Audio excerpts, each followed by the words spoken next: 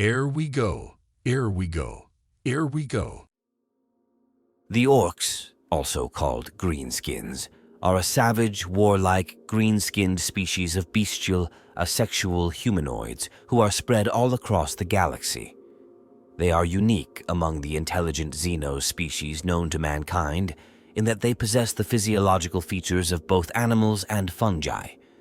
They share many physical and cultural features with the dark fantasy Warhammer universe's orcs, and were initially called space orcs to distinguish them. Orcs are seen by their enemies, pretty much everyone else in the universe, as primitive, barbaric, hyper-violent, and crude, but they are the most successful and widespread intelligent species in the whole galaxy, outnumbering possibly every other intelligent starfaring species, even humanity, with the very plausible exception of the Tyranids. Greenskins are one of the most dangerous alien races to plague the galaxy. Numerous beyond belief and driven always to fight and conquer, the Orks threaten every single intelligent species of the galaxy. Orks are possibly the most warlike aliens in the 41st millennium, and their number is beyond counting. Amid constant seething tides of battle and bloodshed, burgeoning Ork stellar empires rise and fall. Mercifully, most are short-lived, soon destroying themselves in a maelstrom of violence and internecine conflict. But should the Orks ever truly unify, they would crush all opposition. Orks generate a potent psychic gestalt field that allows them to accomplish many feats of technological engineering that might otherwise seem impossible. At the same time, the power of this psychic field is directly proportional to the number of greenskins present in a given location. The more Orks that gather, the more Orks are drawn to them, at the same time that the power and intelligence of the greenskins begins to grow with their numbers. The Orks' unquenchable thirst for battle has always proved their downfall. Historically, the Ork tribes have spent much of their time fighting amongst themselves, waging brutal wars with only the strongest surviving. On occasion, an Ork leader will emerge who is mighty enough to defeat his rivals and unite the warring tribes. His success draws other tribes to him, and soon a Great WAAAGH is underway, partly a migration, partly a holy war that can exterminate the populations of entire star systems. When the Orks are on the rampage, the galaxy trembles, and in the age of the Dark Imperium, there are more WAAAGHs rising than ever before recorded. The Orks are a biologically engineered species, created more than 60 million Terran years ago as a warrior race originally called the Krork by the long-vanished reptilian alien species known as the Old Ones, whom the Orks refer to as the Brain Boys. The ancient Krork were known to possess more advanced technology than that of the present greenskin race, and to be on average larger, in some cases standing as tall as 12 meters. The Orks were created by the Brain Boys to fight the Necrons and their Catan masters in the great interstellar conflict called the War in Heaven that shattered the galactic civilization of the Old Ones that existed prior to the rise of the Aldari. Orks are thus genetically engineered to be muscular, aggressive, and none too bright. Their technology is maintained by a caste of Oddboyz who possess genetically implanted dispositions and technical knowledge that grant them unusual skill with maintaining and developing technology. However, this skill is an unconscious one preserved through genetic memories hardwired into the Oddboyz' DNA by the Brain Boys millions of standard years ago. Indeed, the Brain Boys were apparently able to encode information on how to build simple machinery into the genomes of all Orks.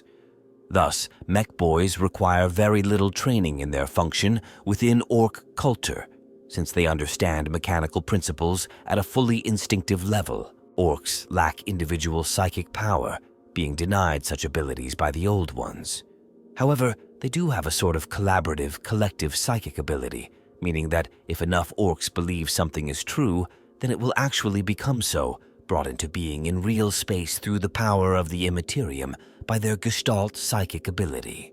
For example, Ork rockets painted yellow create bigger explosions, simply because the vast majority of Orks believe they do. This is also why much of the Orks' seemingly ramshackle technology will do terrible damage in the hands of Orks, but will cease to function when used by other intelligent races. Of all the races I have battled throughout the galaxy, the Ork is the hardest to comprehend. They wage war with machines that should not work, care little for strategic gains, and are just as likely to slaughter each other as the enemy. How does one battle an enemy that defies all logic? When the Emperor of Mankind revealed himself to humanity following the long night of the Age of Strife in the early 30th millennium, he shaped war-torn Terra into a single unified world for the first time in long millennia. Once he had conquered Terra, he looked to taking his great crusade to the stars. Having created the foundations of the Imperium of Man, he launched his massive armies out into the galaxy, seeking to bring all of human-settled space back under the control of a unified stellar empire. During these early conquests, many Imperial expeditionary fleets encountered the Greenskin Menace, a violent xeno species designated as the Orks by the early Imperium. Within the Telon Reach was an Ork empire that rivaled that centered on Ullanor, and at its heart was the scrap world of Gorro. The Ork tech caste, the Mech Boys, dominated the Orks of Gorro and had made the world their own. The dominant tech caste on Gorro seemed to be fascinated by a form of plasma technology never encountered before or since. Capable of generating destructive yields of terrifying potency, these plasma weapons had done much to blunt the Great Crusade's advance across the Telon Reach. The Emperor decreed that Gorro must be destroyed. When a 1,000-strong fleet of warships dropped out of the warp above Gorro, it was the Emperor himself who gave the order to begin the assault. Horus, Primarch of the vaunted Luna Wolves Space Marine Legion, and ever the dutiful and favored son, stood at the Emperor's side and watched as tens of thousands of assault craft spread out from the fleet. The Luna Wolves teleported into the scrap layers beneath the planet's surface, forced to hollow out Gorro from within due to the planet's high resistance to orbital bombardment. In the vanguard was the Emperor, and by his side was Horus, and a guard of black-armored Justaran Terminators from the Luna Wolves' First Company, as well as the golden-clad warriors of the Legio Custodes. As the Space Marines attacked, the Ork resistance they faced was near overwhelming. The Orks of Gorro were huge and augmented with scavenged bionics. Some stood taller than dreadnoughts, and their weaponry burned through Astartes' power armor easily. At the height of the battle, the fury of the Orks split the Emperor from his guards. Alone, he slew hundreds of them until a blast from an Ork plasma weapon weakened his defenses, and one of the Ork leaders seized him. The creature's strength was so great that it took hold of the Emperor and buckled his golden armor. As the creature's grasp closed to throttle the master of mankind, Horus stormed through the press of battle and cut the Ork's arms from its body with a single blow. Together, father and son led their forces deeper into the vast sphere of scrap until they reached the center of Gorro. The Emperor worked to collapse the self-sustaining plasma sphere that powered much of the world's scavenged Ork technology and that contained a warp-fold envelope so that Gorro would implode into the warp. The Emperor proved successful, and without its power source, the scrap world collapsed in on itself. A hollow skin of rusted metal around an empty void was all that remained to mark the death of the great Ork Empire of Gorro. The Ullanor Crusade was a vast imperial assault on the Ork Empire of the overlord Urlach Uruk during the Great Crusade in the final year of the 30th millennium. The capital world of this empire and the site of the final assault lay in the Ullanor system of the Ullanor sector, which had long been under the dominion of Urlach Uruk's Greenskins pocket empire. The crusade included the deployment of 100,000 space marines, 8 million Imperial Army troops, and thousands of Imperial starships and their support personnel. The Luna Wolves spearheaded the assault into the heart of Urlach's fortress palace. During the height of the assault, Horus and a retinue of Luna Wolves Terminators from the elite First Company came face to face with the massive Ork warlord and a retinue of 40 Ork knobs. Horus charged into the knobs, hacking them apart with his lightning claws until he finally faced the Ork overlord himself. WAAAGH was simply no match for the Primarch's skill and unnatural power. First crippling his enemy, Horus hefted WAAAGH's broken body out onto the roof of the Greenskins' palace and threw it screaming from the battlements to fall far below amongst the horde of orcs still assaulting the lower levels. Seeing their leader defeated sent a panic through the Greenskin forces, which started to fall back from the Terminators. But the fleeing mobs found they had nowhere to run, as the outer walls had been breached by the attacking Luna Wolves, and the day turned into a slaughter. In the Overlord's chamber, Horus found every Ork and Terminator dead, apart from the gore-drenched first captain of the First Company, Ezekiel Abaddon, who was surrounded by crushed and broken Ork bodies. The Ullanor Crusade marked the high point of the Great Crusade's vast effort to reunite the scattered colony worlds of humanity. The Orks of Ullanor represented the largest concentration of Orks ever defeated by the military forces of the Imperium of Man before the War of the Beast and the Third War for Armageddon began during the late 41st millennium. The War of the Beast, also known as WAAAGH. The Beast was a massive Ork WAAAGH of extraordinary size that threatened Terra itself in the mid-32 and millennium and brought an end to the prosperous period of Imperial history remembered as the Time of Rebirth.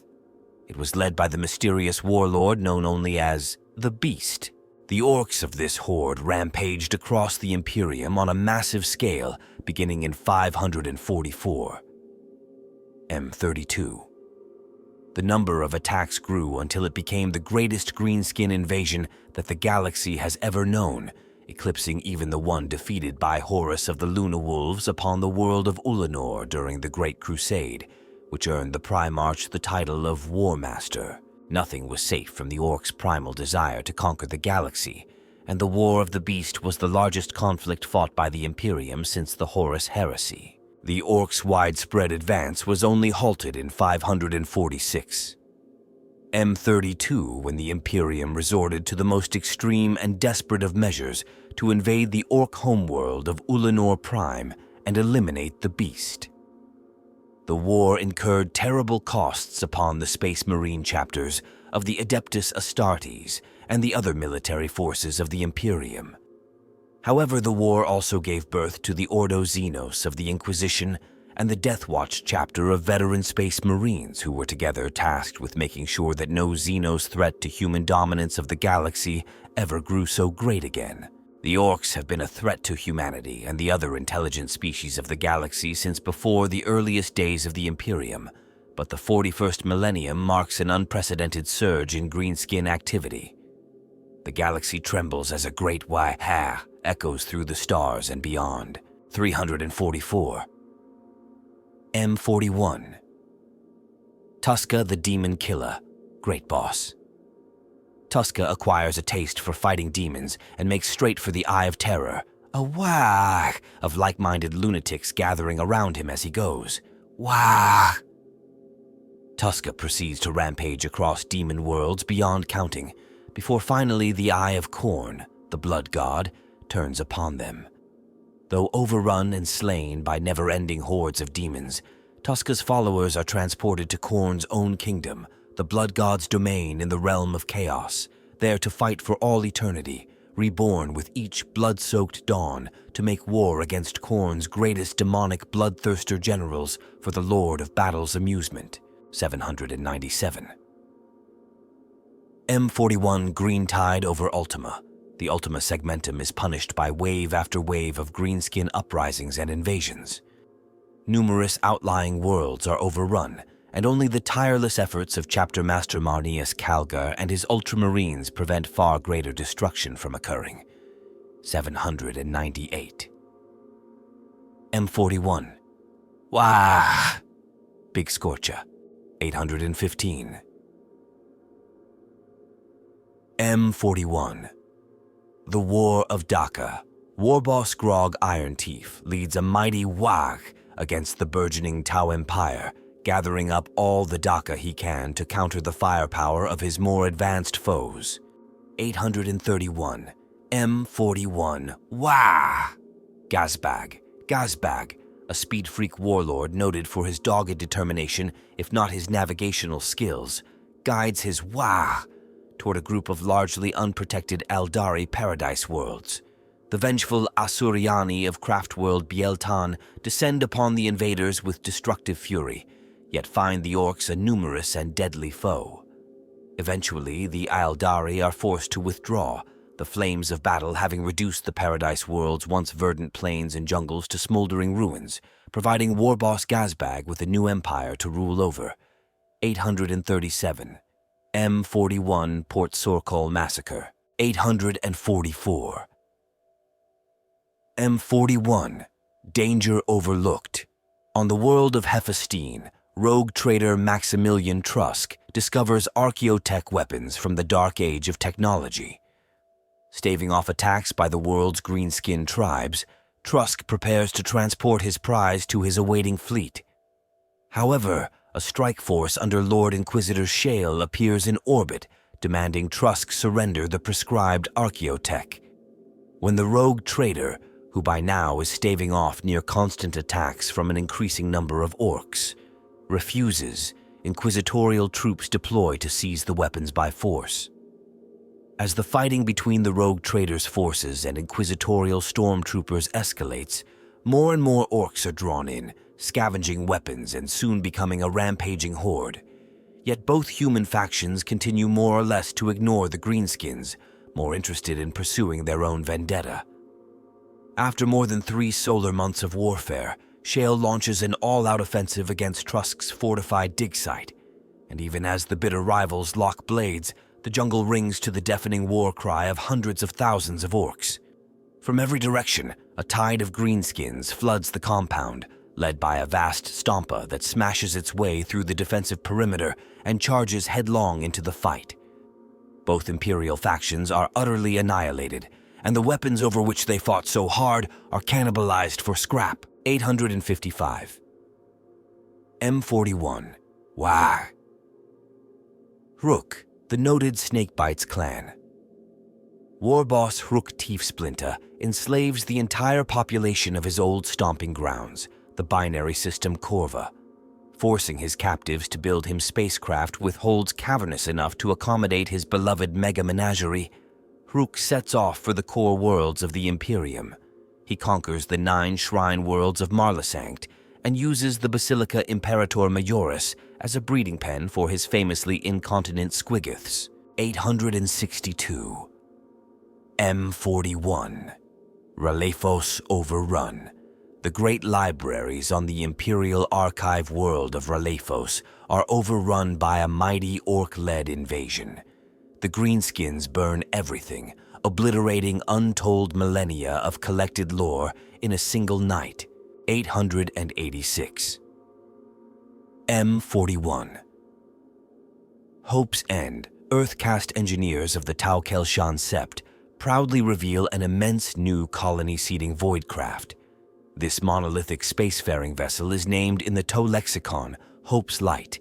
On its maiden voyage, and with over 300,000 Tau colonists and warriors on board, Hope's Light is boarded by the Ork fleet of Megaboss Morkrog and lost with all hands.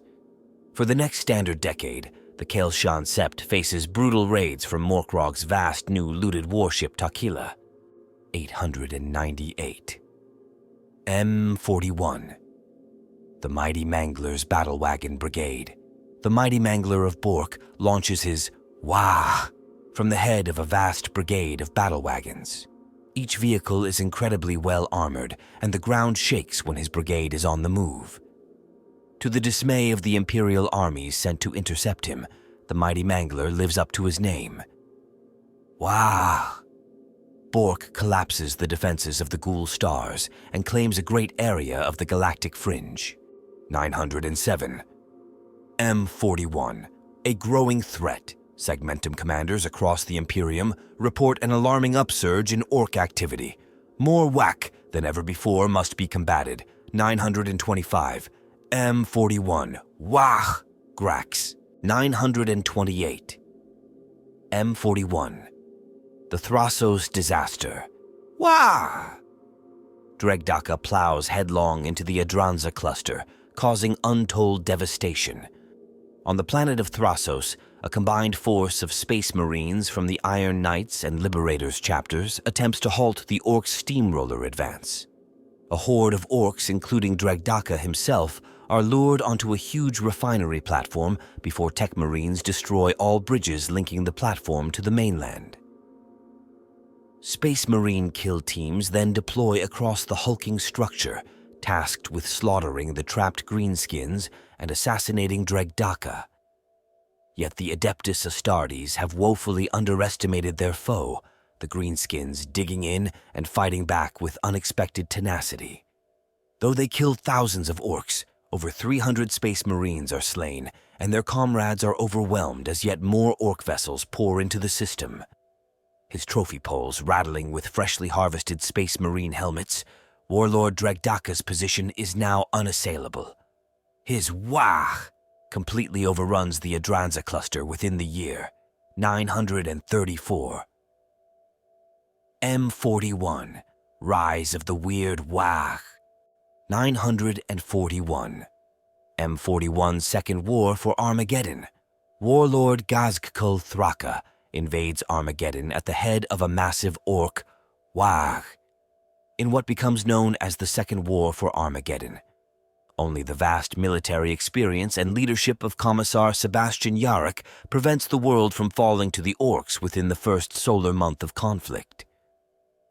Space Marine reinforcements gradually turn the tide of the war, and Gazkul retreats to the Golgotha sector to lick his wounds and plot his revenge.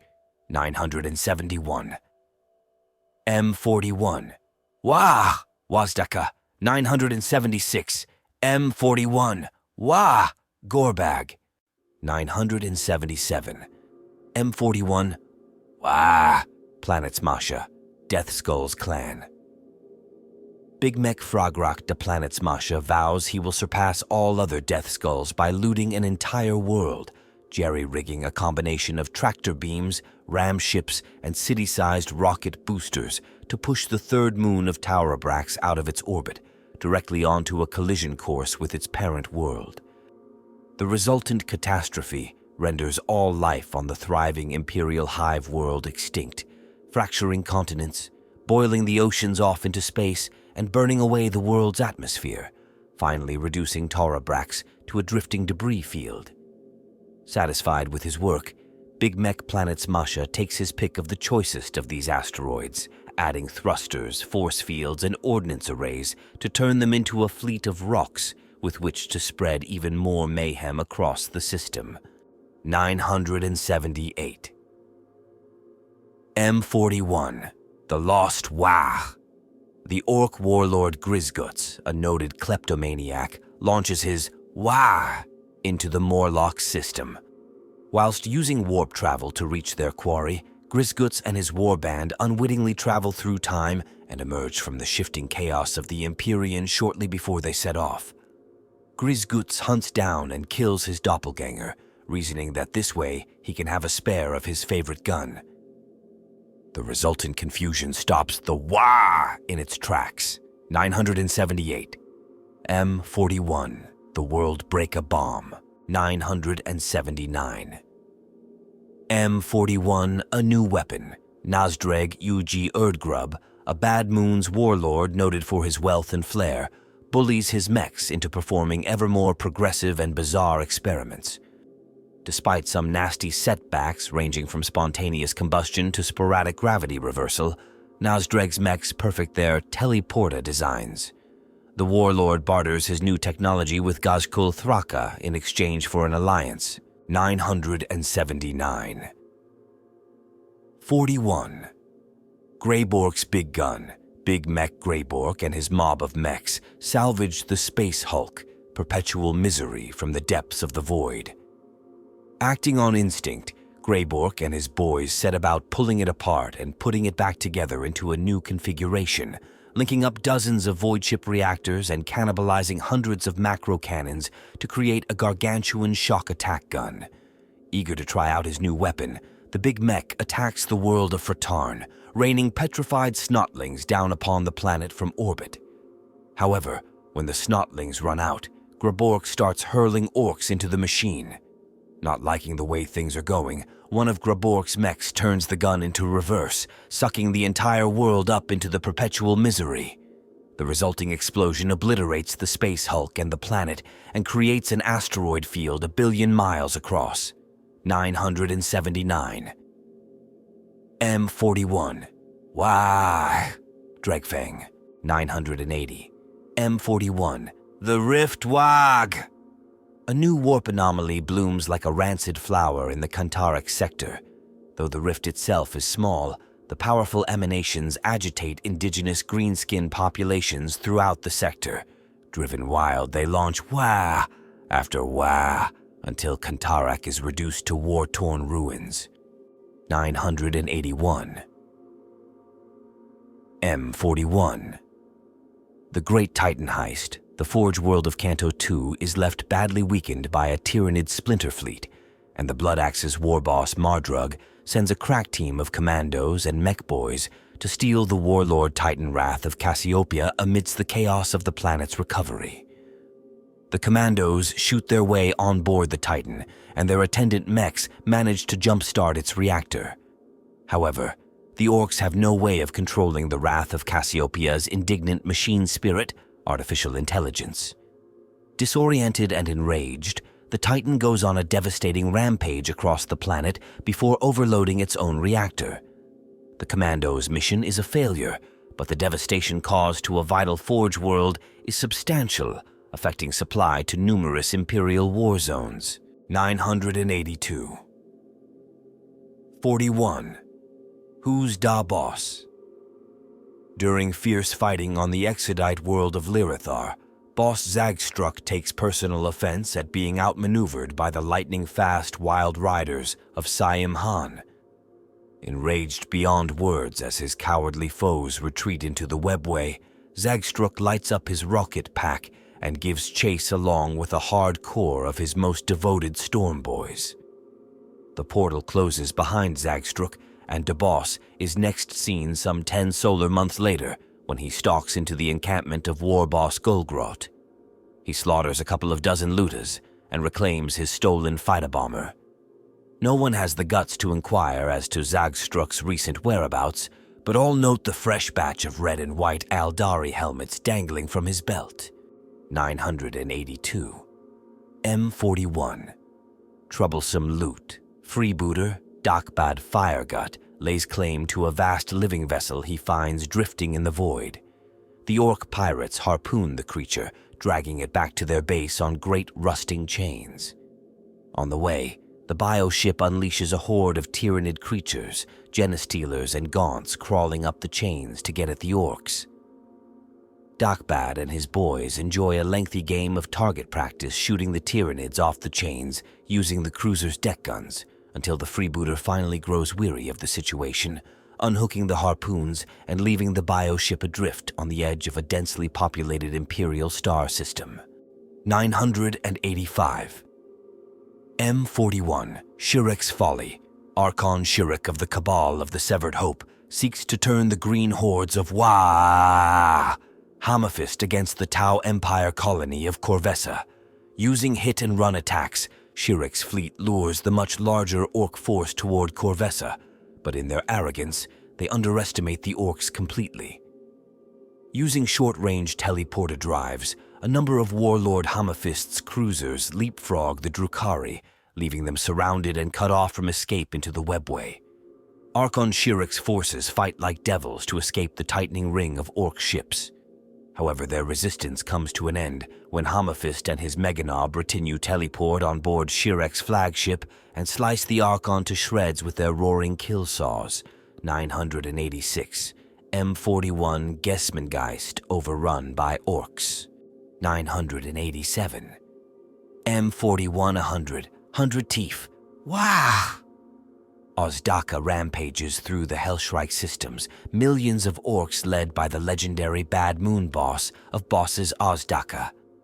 Such is the utter destruction wrought by the WAAAGH, entire worlds being smashed to scrap and dragged off into the stars by the unstoppable Orks, that the Adeptus Terra dispatches a Vindicare assassin to take out Ozdaka and his most powerful nobs. Brutally effective, the nameless assassin stalks the battlefields of Hellshrike, sniping orcs from the shadows and taking a terrible toll on Ozdaka's bosses. In a fit of rage, the war boss offers 100 teeth, more than most orcs can comprehend, for the head of the unseen killer.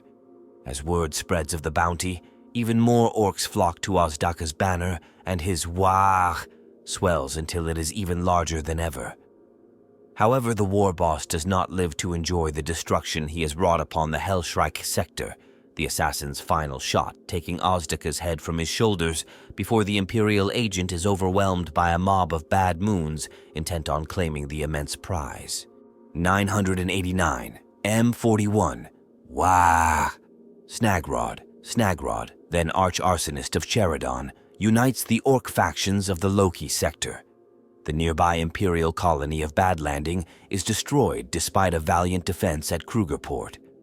Intervention by the Crimson Fists.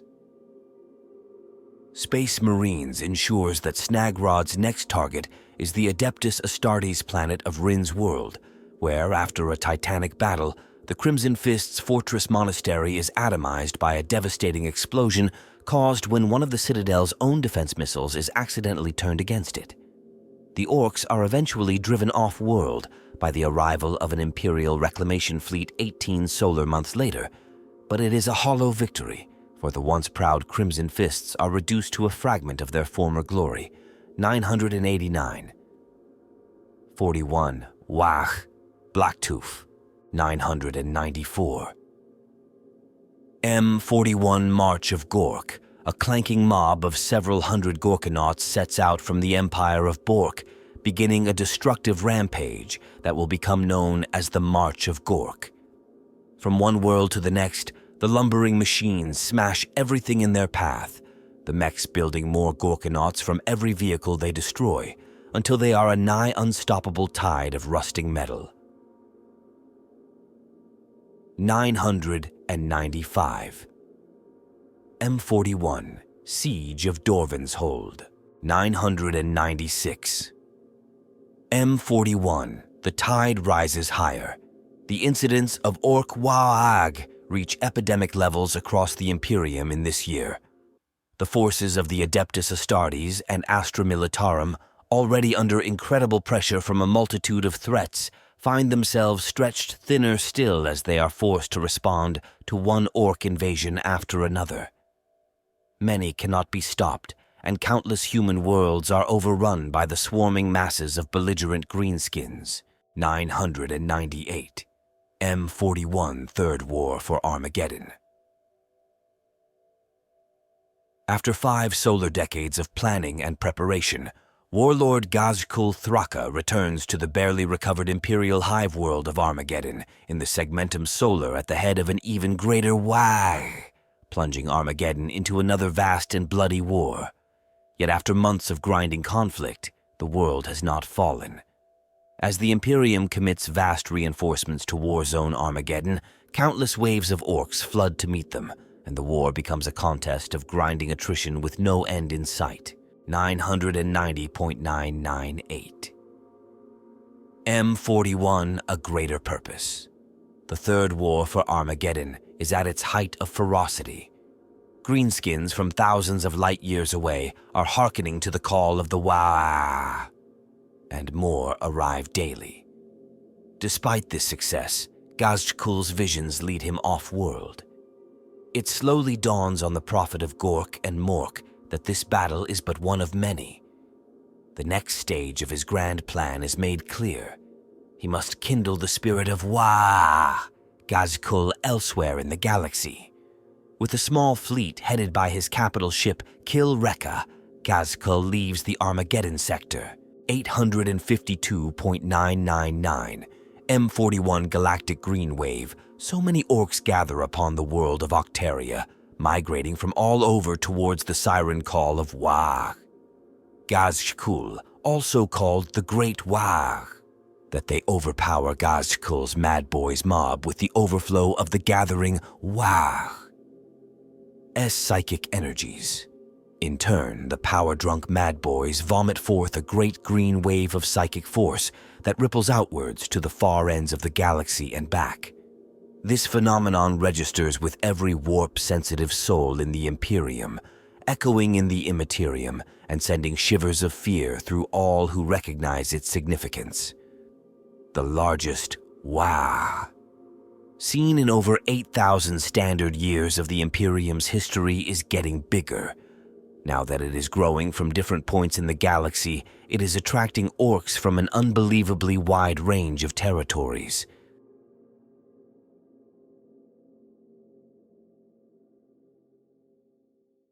Ork physiology is fascinating and terrifying in equal measure, demonstrating inhuman degrees of resilience to the point where they can withstand seemingly fatal wounds with little apparent long-term consequence. Indeed, orcs witnessed suffering fatal wounds in the midst of heavy fighting have often been observed again several days later, larger and stronger than they were before their injuries, and with no sign of those wounds save for some largely superficial scarring. Our orcs are massive, heavily muscled, bestial humanoids, green-skinned and red-blooded, a side effect of their symbiotic physiological and genetic relationship with fungi. The orkoid physique itself is so robust that it can withstand tremendous punishment. Orcs feel surprisingly little pain, even from the most grievous of wounds, enabling them to fight on whilst horrifically injured, and even for a short while after being technically dead. It is most fortunate for the orcs that they can withstand such brutal physical punishment, since their Medicae specialists, called Pain Boys, operate on a generally 19th century AD, card 801, 900, M2, level of surgical knowledge. Unlike humans, though, orcs are quite capable of being beheaded, having the head sewn onto a different body, and surviving the experience to fight again.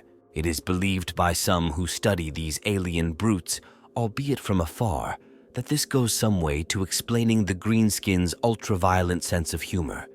As pain and fear mean little to them, they are highly curious and amused by the reactions of their weaker foes as they hack them apart, the screams of terror contrasting with a deep, throaty rumbling that, on occasion, could be mistaken for laughter from the orcs and their snickering brethren. The greenskin regenerative process itself is so powerful that an orc who has been hacked to bits can simply be stitched back together, bewildered but ready to fight once more. Nothing but the most grievous wounds will put an orc down for long, and burning them to ash is reputed to be the only way to make absolutely sure that they are gone for good. A typical orc stands around the same height as an average human male, though he would be much taller were he to stand up straight instead of being hunched over, as is his normal stance, and his frame is extremely muscular and solid. An orc's arms are long and heavily thewed, knuckles almost scraping the floor as he lopes around, and his gnarled hands end in taloned fingers capable of tearing an enemy's throat out with ease. The skin of an orc is green and leather tough, and his body is dotted with scars, scabs, pockmarks, and parasites. His skull is extremely thick, able to absorb impacts that would cave in a human head. His heavy brow shades blood-red eyes, afire with the need to kill. Jagged fangs jut from a heavy jaw that would not look out of place upon a far larger predator, and when an orc speaks, it is in a slow, gruff tone thick with saliva and guttural curses. His words are sparse, brutal, and straight to the point. A particularly favored ingredient in their diet are squigs, short for squiggly beasts, a variety of the symbiotic orkoid races about the size of a Terran house cat, but legless. These include the eaten squig, a limbless blob which feeds on fungus, the growler squig, a legged variety used as a sheepdog for Gretchin, in the 3rd and 4th editions of Warhammer 40,000, referred to as a squighound, and available as an item of war gear. The attack squig, a powerfully voracious little beast available as an item of war gear, and the face-eater squig, a ferociously toothed variety used both as a weapon and for entries in face-eating contests. The orc and the squig both open their mouths and bite in a parody of a kiss. If the orc eats the squig, he wins. If he keels over backwards, he loses. There is also a larger subspecies of squig, called a squiggoth, that ranges in size from about that of an elephant to a 60-plus foot monstrosity capable of stomping buildings into rubble. Squiggoths are used as pack animals and in combat as the carriers of mobile fortresses. Orks grow all through their lives. The effect is particularly notable in successful orks. As the ork survives combats and wins trophies, the respect of other orks will produce in him an effect somewhat similar to adolescence in the human male. He puts on muscle, becomes more aggressive and assertive, and generally throws his weight around. If he wins the ensuing challenges to single combat, he may become a nob, a leader or chieftain of orks, noticeably larger and tougher than the average greenskin. Once he begins to grow, an ork will generally keep getting bigger and stronger until he is beaten by a bigger or more cunning ork. War bosses and warlords, the rulers of continents and entire orkoid empires, respectively, are very large orks indeed. Flash gits, however, are a special elite type of ork typically armed with big shooters. Flash gits are obsessed with polishing their guns, and these orks are much larger than an average ork. They are likely knobs who have gathered into a group based on common interests. Ork physiology is actually the complex interweaving of two symbiotic organisms that have been genetically linked by the greenskin's original creators.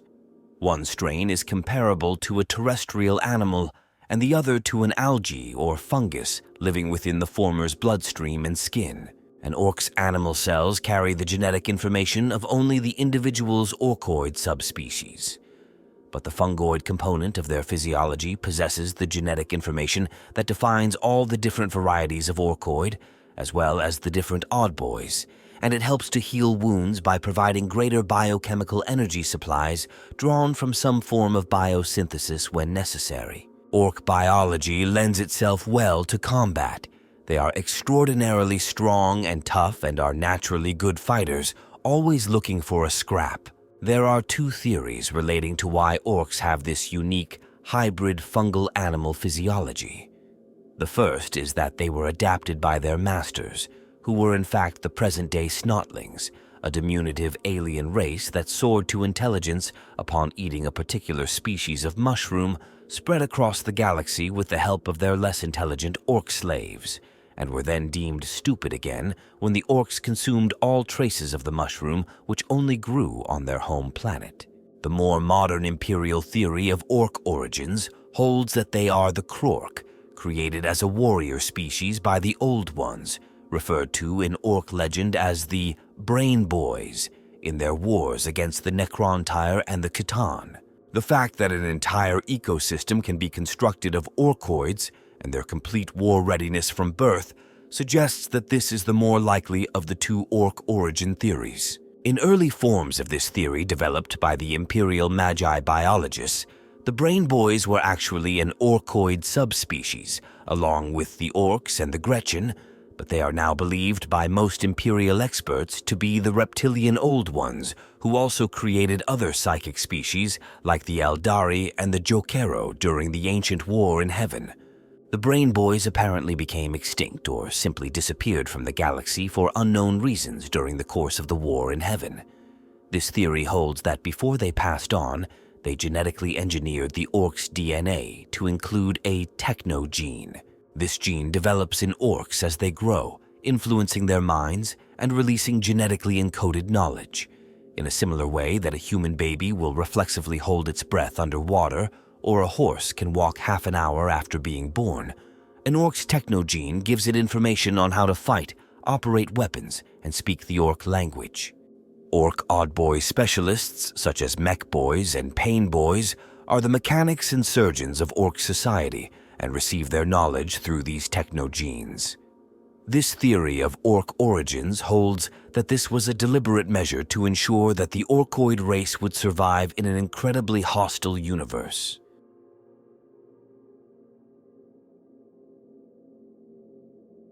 Orkses is never defeated in battle. If we win, we win. If we die fightin', so it don't count. If we runs for it, we don't lose Eva, 'cause we can come back for an overgo. As noted above, Theories abound that orks harbor the genetic traits of both animal and fungal life forms, and that it is this unusual biology that gives an ork his remarkable constitution. Orks' green coloration could be explained, Imperial scholars suggest, due to some form of algae or green fungus that permeates their cellular makeup. Such a substance could break down and repair damaged tissue at an incredible rate, accounting in part for the ork's extremely durable metabolism. Those observers of other species who maintain this theory point to the well-known fact that an ork's head can live for some time after being completely severed from the body. Indeed, operations to reattach these are a staple of many a pain boy's repertoire, staple being the operative word.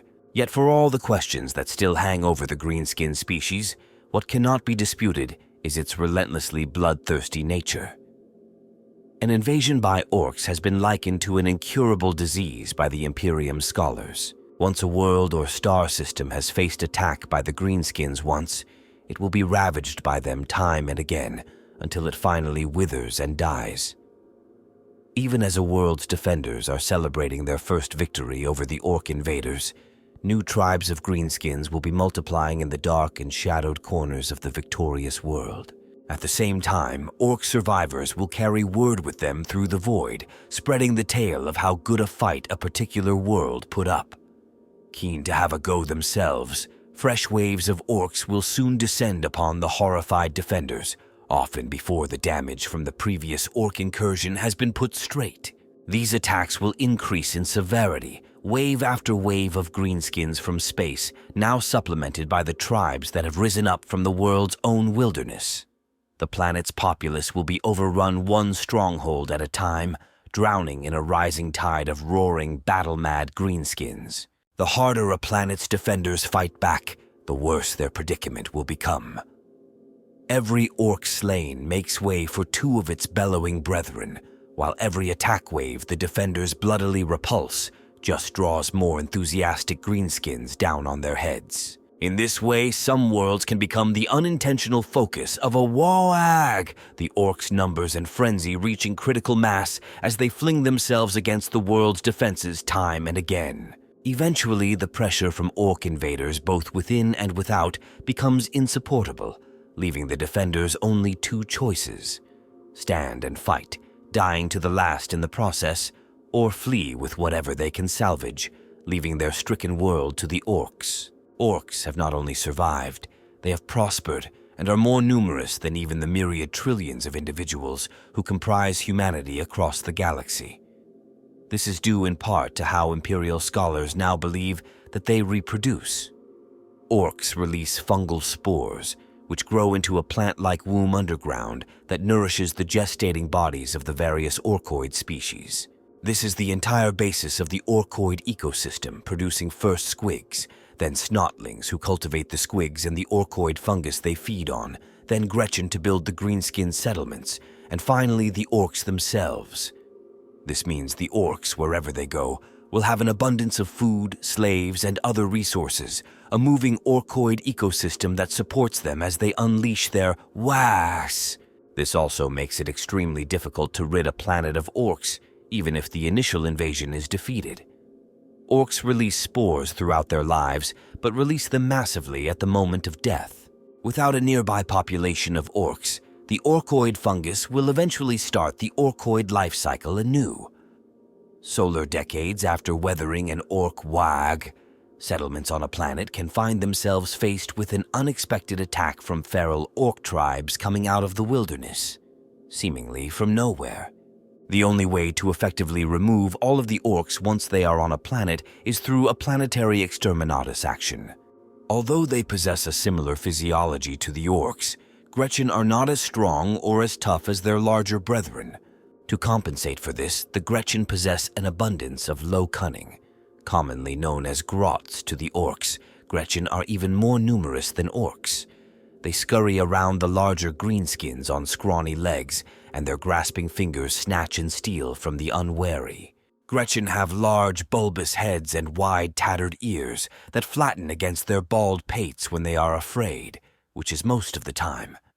Sharp fangs fill their jaws, ever ready to be sunk into the flesh of the weak or infirm, and malice gleams in their eyes whenever there is an opportunity for violence. The Grots' large and protuberant noses give them an excellent sense of smell, their ears afford them a similarly advanced sense of hearing, and their eyesight is acute even in the dark. These traits, combined with a heightened instinct for self-preservation, mean that Gretchin can not only survive, but even thrive in a society dominated by vicious predators. Some Grots have their survival instinct honed to such a degree that they may possess a rudimentary sixth sense, or are naturally far more fortunate than they have any right to be. The Grots improve their chances of survival further by exhibiting a fawning and obsequious nature to their Ork masters. Though braver Gretchin will pull faces and make rude gestures behind the backs of the bigger greenskins, few are stupid enough to risk doing so openly. Grots are fast learners and quick to spot an opportunity, meaning that many wind up as assistants or servants to more important orcs like mech boys or knobs. Others will simply attempt to stay out of the orcs' way, whole groups of Grots fashioning hideouts amid scrap piles or warrens of tunnels too constricted for orcs to squeeze their bulk down. When the time comes to go to war, the Grots will be flushed out of these hidey holes en masse by the gnashing squig hounds of the Runthards or a few enthusiastic burner boys. On his own, a single Gretchin poses little threat to a human-sized adversary. However, if there is one quality the Grots have in abundance, it is quantity. On the field of battle, the Gretchin advance in great mobs, firing volleys of scavenged ammunition from their poor-quality weapons. They then dive upon the fallen and tear them apart in their scrabbling haste to loot the corpses. Even the most accomplished enemy warriors have found their arrogance punctured when cornered by an entire mob of shrieking Grots. They can prove especially dangerous during naval boarding actions, for while their Ork masters tie up a ship's defenders in furious point-blank battles, the wily Grots will avoid such bloody fighting like the plague. Instead, knots of Gretchin squirm through air ducts, sabotage or loot vital machine components, and overwhelm triage stations full of helpless, wounded combatants. When Grots wreck a starship's void shield generatorum, or burst from the ducts to overrun a vital choke point mid-battle, the foe learn to respect these nasty little greenskins in a hurry. In the Gorka Morka supplementary setting, it was revealed that Snotlings are actually young Gretchin. The Gretchin originally were used in swarms as in Warhammer fantasy and could even be fired out of a shock attack gun, but vanished from 41st Millennium battlefields with the advent of the 3rd edition of the game. However, it is worth noting that the game Dawn of War, which is part of Warhammer 40,000 official continuity, features Gretchins as base builder scout units. Snotlings, or Snots, look like tiny, immature Gretchin. Their scrawny limbs are too small to bear weapons larger or more complicated than shards of broken glass or chunks of scrap. Lacking the violent tendencies of their larger kin, they make for very poor soldiers indeed, and are predominantly kept as little more than pets for their Ork masters, although they make excellent ammunition for the strange weapon the Orks call the shock attack gun. Nonetheless, the Snots do perform a valuable function in Orkoid society. Snotlings cultivate the great patches of fungi that spring up around Ork settlements. In this way, the Snotlings provide food, drink, and medicine for the rest of the greenskin race. Snotlings also look after the ferocious squiggly beasts that live in the Ork cesspits, known to the Orks as the Drops. Their natural affinity with these life forms is far greater than that of other greenskins. Helpfully, this means that in a day, only a few dozen Snotling attendants will be devoured alive by their ravenous charges. The Snotling populations that spring up around Ork settlements are monitored and cultivated by a caste of Orks known as Runthards. These grizzled and merciless slavers use a variety of methods to bully their charges into a state of anxious obedience, not least of which are the much-feared Grotprod and the ferocious Squighound. Squigs, or squiggly beasts, are an integral part of the mobile and incredibly aggressive Orkoid ecosystem. The Squigs eat the refuse of the Orks, not to mention local plants, animals, and quite often each other, and the Orks eat the Squigs. There are many forms of squig, and each variety incorporates many subtypes. Mech boys squeeze viscous black lubricant from the snouts of oil squigs to keep gears and gubbins working. Pain boys use mending squigs to stitch wounds shut or suture limbs back in place. Eating squigs, parasite hunting squigs, bag squigs, even rare and bizarre sets of musical squig pipes all have their uses. Yet perhaps the most infamous squigs are the ravenous face biters, which the orcs use in the same way humans might use attack dogs. Little more than a snapping, drooling mouth on legs, these ferocious beasties are a sign of status, and many an orc warlord keeps a pet face biter squig that dines upon those who have fallen out of favor with him. Other equally sharp-toothed squigs grow and breed in the sprawling cesspits of the orc settlements, lending an air of unpredictability and excitement to even the briefest trip to the drops.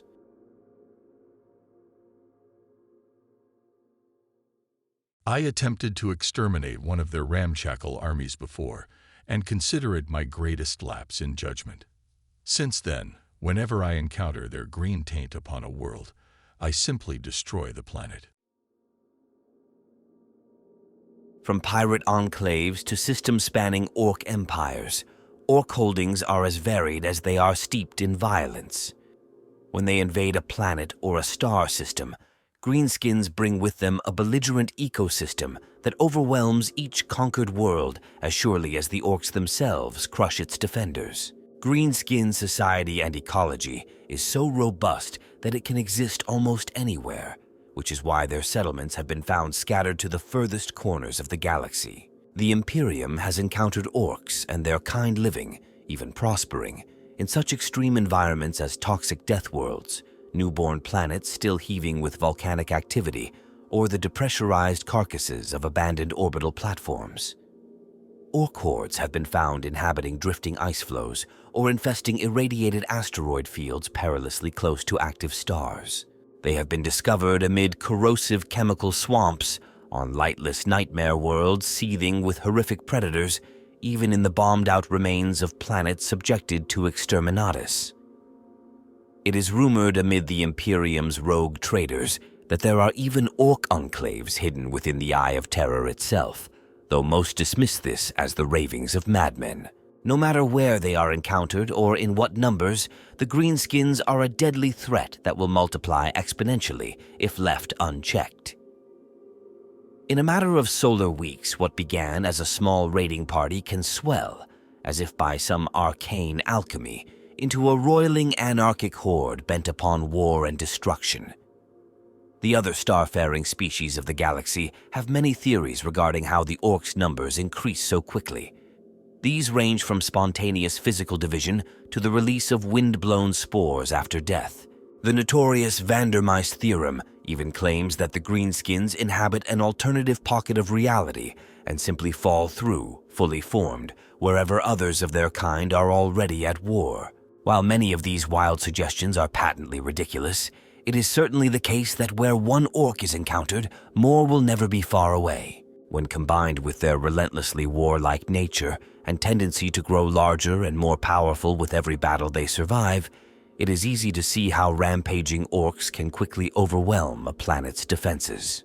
A ragged band of orcs allowed to escape the wreckage of their spacecraft and disappear into an imperial city's underhive will return within solar weeks as a horde of murderous savages, sweeping all before them in their desire for conquest. Those they do not kill will be enslaved, and that which they do not destroy will be looted. Before long, another world will be conquered by the orcs, its cities reduced to ruins and its populace toiling in chains as slaves for their brutal greenskin overlords. Those who have studied orc settlements and survived have observed that orc civilization is hierarchical in the extreme. The life of a greenskin is determined not by rank or birth, but by size and savagery. The largest orcs push around their smaller brethren, who in turn bully the diminutive slave race known as the Gretchin into doing their bidding.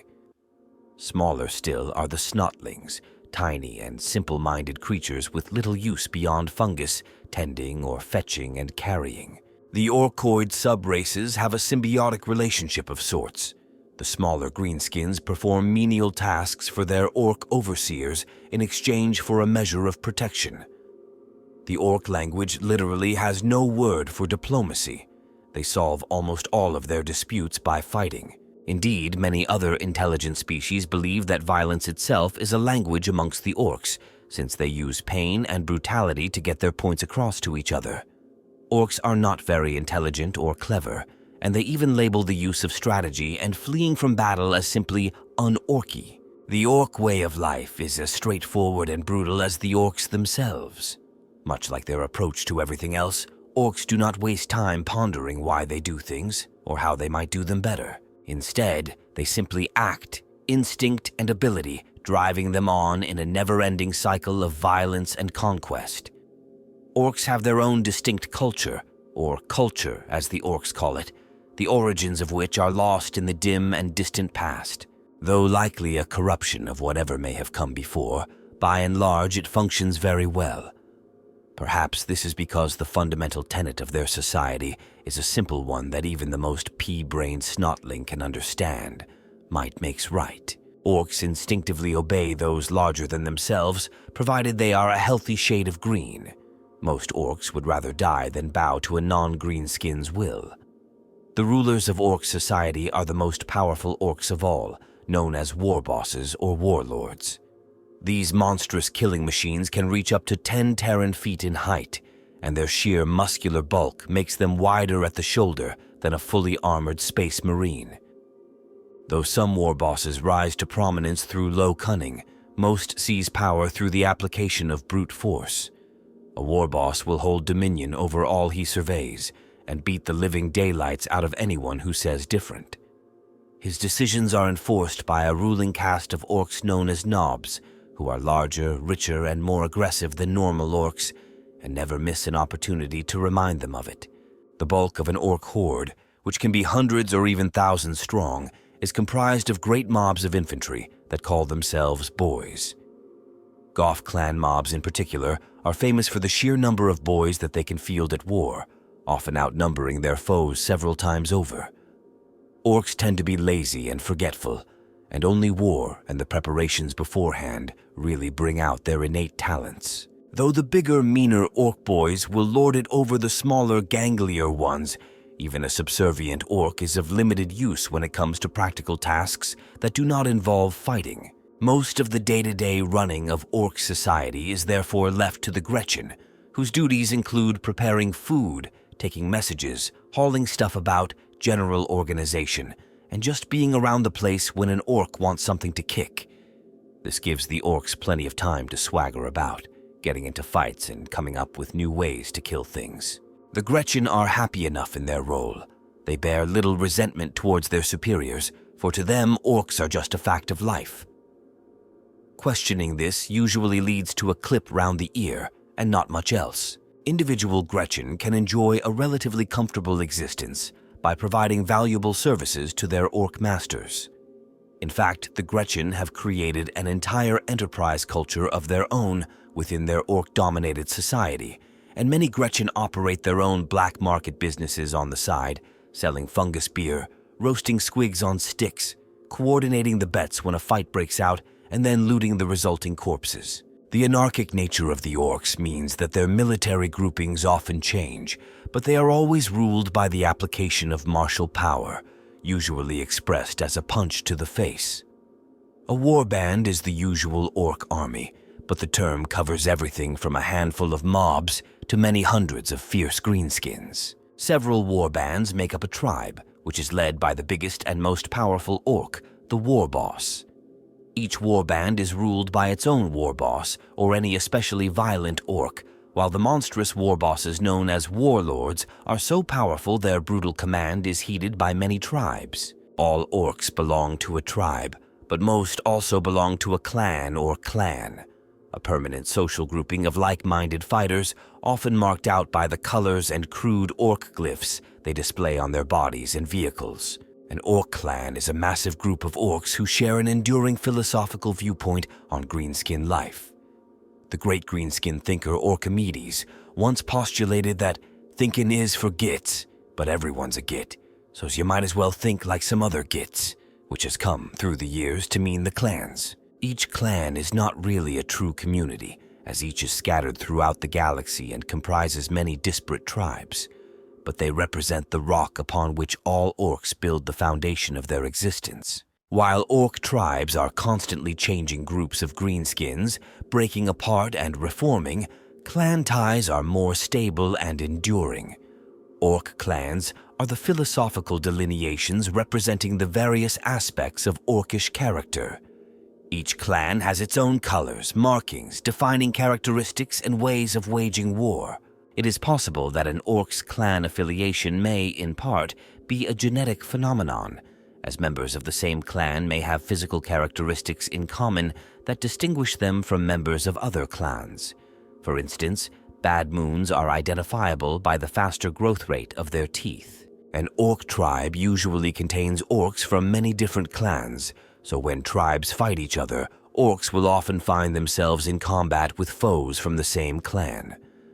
This is considered normal, as an individual orc's allegiance is to his warband or tribal warboss rather than his clan. Despite this, inter-clan rivalry is intense in most orc tribes. The orcs are an incredibly anarchic race. Their armies and settlements seem utterly disorganized to outside eyes. Yet in truth, orc society is governed by a rugged set of tried and tested traditions that no greenskin would ever consider changing. Orcs thrive on conflict. The strongest rise to the top, while the weak become subservient and benefit from the superior leadership and head-kicking skills of their conquerors. To an orc, this state of affairs is perfectly satisfactory. If an orc tribe is beaten by another, stronger tribe, the defeated orcs welcome the opportunity to be led into battle by a new leader of even greater power. A tribe is simply all the orcs in a given location, regardless of what cult or clan they may belong to, because in the end, an orc is an orc, and they will always put aside their differences if there is an opportunity to attack a common foe. Each tribe is led by a warlord whose authority and power holds this loose confederation in check and prevents civil war between the rival elements of the tribe. Tribes can vary in size from a few hundred orcs to a few million, depending on the influence of the war leader at the top of the pile. Because a warlord cannot be everywhere at once, the tribes are split into warbands that in turn are led by factional leaders called warbosses. Each warboss leads a warband of 100 or so orcs, forming a rough and ready army that is capable of taking on almost any foe. Most warbands have a hard core of orc boy infantry at their heart, but beyond this they vary enormously from one to the next. Like-minded orcs tend to cluster together, leading to warbands crammed with mechanized speed freaks or pyromaniac burner boys. The warboss preferences can also dictate how their warband looks and fights, some favoring masses of charging boys and hulking knobs, while others prefer to ride to battle aboard columns of ragged armored vehicles or packing batteries of massive shooters and artillery. Although all orcs belong to a tribe, most also belong to clans such as the Goffs or evil Sunz. Tribes are constantly breaking apart and reforming in the crucible of battle, but the clans are constant and enduring. A large tribe usually contains many different clans, and each clan has its own distinct character and identity. While it has been stated in many sources that there are a great many different orc clans, there are only 6 that are truly widespread and found in almost every orc tribe in the galaxy: the Bad Moons, the Blood Axes, the Deathskulls, the Evil Sunz, the Goffs, and the Snakebites. Most warbands or tribes will contain representatives of at least one of these clans, each of which has distinct cultural preferences, traits, and strengths. The Bad Moons are the richest orcs around because their teeth grow faster than anyone else's. This is not regarded as an unfair advantage, as any orc big and nasty enough can simply smash the teeth out of a Bad Moon's head. The Bad Moons essentially fulfill the role of a merchant caste in what passes for orc society and have a reputation for showing off. They are always continuously buying, selling, swapping, and conning to get teeth. The highest ranking amongst them wear garishly decorated war banners on their backs, and the richest openly flaunt their wealth by wearing necklaces of teeth. They trade with other orcs to get the biggest guns, the flashiest war gear, and the best food. but are not as concerned with close combat as other orcs. They have been noted to have a greater proportion of weird boys in their ranks than other clans, who use their wealth to dress flamboyantly. Unfortunately for them, they end up being dragged off to battle and used against the enemy like any other weapon. The signature mob of the Bad Moons are the Flash Gits, orcs with devastating custom shooters who have a taste for the best war gear and clothing. For instance, Captain Badruk, the infamous Ork Freebooter, is a Bad Moon and was kicked out of the clan for having too many teeth for his own good. Bad Moons love gold more than any other metal and will commonly sport a couple of glinting teeth in their avaricious grins. They favor strikingly patterned golden yellow and black for their war gear. Their armor and war gear is painted with gaudy patterns in the clan colors, and they have more jewelry and piercings than any other clan. The Bad Moons clan take a snarling moon on a field of flames as their clan sigil. The Blood Axes were the first orcs to encounter the Imperium of Man. They have picked up many human tactics, such as using camouflage, although it may seem a bit too brightly colored to a human's eye, and retreating when they are losing. It don't count as losing, 'cause we can also come back for another go-see. Indeed, when they do retreat, Blood Axes will in fact return with larger numbers. They trade with humans for war gear and vehicles, and have even worked as mercenaries for the Imperium at times, such as during the massacre at Big Tooth River. All of these things lead followers of other clans to brand them as dangerously treacherous, cowardly, and downright un-orky. Most Blood Axes are backstabbing commandos, essentially serving as Ork Special Operations troops.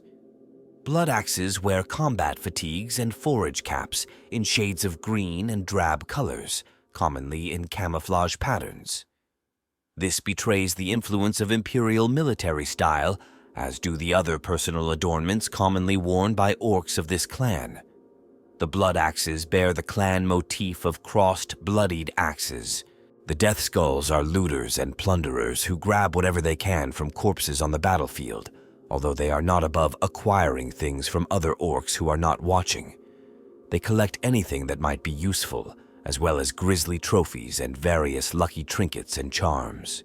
They are superstitious even for orcs, and often paint themselves and their war gear blue, which orcs feel is a lucky color, to protect themselves from harm. It is not uncommon to find looted Imperial vehicles in Deathskull armies, such as chimeras and rhinos. When dealing with the Deathskulls, many other orc clans will often find a few of their vehicles missing as well, and then suspiciously similar ones reappearing painted blue amid the ranks of the Deathskulls vehicle pool. The symbol of the Deathskulls is the horned skull. They also use skulls, other intelligent races' teeth, as luck charms, and have more Gretchin than most orc tribes, as they are used to scout for, and occasionally make off with, valuables. The Evil Sunz are an orc clan who are dedicated to speed and making as loud a noise as possible when in combat. Just as the Goffs clan loves violence and aggression, so the Evil Sunz love speed. The Evil Sunz have adopted the general orc maxim that Reddens go faster as their clan motto. Evil Sunz prize fast vehicles like orc war bikes, war buggies, and trucks on which their boys can ride to battle. To assist their highly mobile warbands, the Evil Sunz possess a larger population than normal of mech boys to keep those vehicles tuned and running. By far the largest number of orc speed freaks come from the Evil Sunz clan. An orc's love of speed can easily affect his brain, to the point where an orc becomes addicted to the thrill of a wild ride into battle. Beyond even a speed freak's delirium, there are also flyboys, whose need for speed has driven them into the air in search of ever greater thrills, piloting the orcs' fighters and fighter-bombers. Members of this clan wear at least one item of red clothing at all times, which makes their appearance quite distinctive. Red is a hard color for orcs to come by, as few of their regular enemies have red uniforms to loot and rip up, and most red dye is used for red paint. The use of red face paint is another expression of this clan's obsession with the color red. Once again, they resort to the use of blood when the red paint runs out. Evil Sunz are distinguished by their use of bright colors, especially red and yellow. They like flame patterns and many sport goggles and driving gloves, whether they are driving a vehicle or not. The evil Sunz are also found as an orc tribe of the same name on the Warhammer world of Warhammer Fantasy. The Goffs are the toughest and most brutal orcs to be found in the galaxy, roughly equivalent to elite Warhammer Fantasy Black Orcs. The Goffs are the biggest, meanest, and most brutish of all their kind, and that's saying something since they are orcs. Of all the orc clans, the Goffs are the most inspired by the thrill and thunder of battle. Goffs will take any excuse to start a brawl, even amongst themselves. As a result, the Goffs are specialists in hand-to-hand combat who prefer their battles up close and personal. They are particularly fond of the stick bomb, because these orc grenades are hurled by hand and are good for close combat in trenches, ruins, bunkers, and rat holes. Goffs usually carry a brace of hefty stick bombs stuffed down their black jackboots. Goff armies are notorious for the sheer number of orc infantry they muster in times of war. A mob of Goff boys is usually at least 20 strong, and a true Goff horde has 100 times that number at its heart. When the Goffs go to war, the ground shakes to the incessant thump of thousands of steel-capped boots. The Goffs boast the greatest numbers of Nobs and Storm Boys amongst any of the greenskin clans. This is because the Goffs are the most militaristic of all the orcs. All orcs love war and combat, and wage war as a way of life, but of the Goffs it can truly be said that they live only for war. Goffs dress mostly in black, with some white checks for relief, as they see bright colors as being un-orky. Their symbol is the black bull's head, and Goff Nobs almost always wear big horns on their helmets. Gazshkul Thraka is a member of the Goff clan. The Snakebites prefer ancient orky tradition to advanced technology, shunning things like force fields and armored vehicles in favor of protecting themselves with war paint and riding into battle on huge boars wielding spears and choppas. Depending on how fundamentalist their anti-technology beliefs are, the Snakebites may choose to remain as feral orcs even after their civilization possesses the technical knowledge required to advance to an industrial state. Orcs of this clan are covered in swirling red tattoos like coiled snakes. They are also known to cultivate hair squigs so they can decorate themselves with extravagant crests and topknots. Other common features are wolfskin headgear and wolf pelts, which add to their wild and primitive appearance. One of this clan's most distinctive elements of dress is their snake belts, which are fastened with metal buckles in the form of a snake. The totem of this clan is the venomous serpent. This clan's whelps are toughened by allowing venomous snakes to bite them, hence the name Snakebites given to them by the other clans, which they adopted for their own. Ork Freebooters are not in themselves a clan, but notorious pirates and thieves, plying the void in smoking, sparking void ships with the intent of causing as much mayhem and destruction as possible. They prey upon anyone foolish enough to stray into their hunting grounds, screaming out of the dark on plumes of fire to blast apart their foes. When an enemy vessel is crippled or foolishly tries to surrender, the Freebooters will smash their way on board, killing anything that moves and stealing anything that doesn't. The Freebooters will then haul their booty back to their hidden bases and count their ill-gotten gains. When a war boss wants to invade a planet, he calls on fleets of Freebooters to see off enemy ships and clear the way for the orcs to get down to the surface. For this service, Freebooters claim exorbitant scavenging rights as well as a fortune in teeth, and a war boss has little choice but to pay up if he wants their help, as Freebooters that don't get their price often simply vanish into the void in search of more loot. Even if a Freebooter's terms are met, he might still get distracted by better prospects, the lure of easy plunder enough to sway most captains. Whether they fight alongside a WAAAGH or tear around the void raiding planets and stealing ships, Freebooters often become disgustingly rich, leading many to become flash gits. Ork Freebooters are by no means always flash gits, but all flash gits eventually end up as Freebooters. Arrogant and boorish, a knob who fancies himself a flash git will normally alienate himself in short order from the rest of his tribe. Whether because of his grating self-aggrandizement, eating the local Big Mech's favorite grot oiler without permission, or committing the cardinal sin of strutting about with a bigger, shinier shooter than the war boss, a flash git will normally find himself ejected from his tribe. When a whole band of Nabas get ideas above their place in the order of things within the tribe all at once, it can lead to bloody infighting. This will usually end up with the departure, at gunpoint or otherwise, of a whole mob of newly freebooting flash gits. However they find their way into this new situation, flash git mobs will quickly take to the freebooter life. Fighting as mercenaries allows successful gits to accumulate vast sums of wealth in a short space of time. Even better, they can gleefully spend it all on themselves without a war boss around to take his cut. With teeth galore flowing into their coffers, successful mobs of flash gits will soon be riding through the void in their very own kill cruiser while wielding the kind of firearms that Deathskulls looters can only dream of stealing. They bedeck themselves with natty finery, and even their grot minions get stuffed into gold-buttoned frock coats and brag loudly of their master's wealth. Flash gits also sport profusions of piercings, furs, glyph plates, brightly colored pirate garb, and extravagant hats. All of this showy nonsense does absolutely nothing, though, to hide the hulking, muscular bulk and bestial lethality of the flash gits themselves.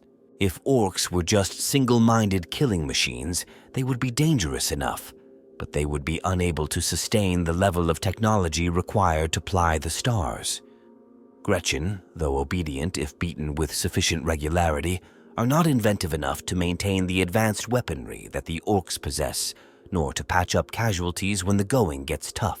These highly technical demands are met by a caste of orcs known as Oddboyz.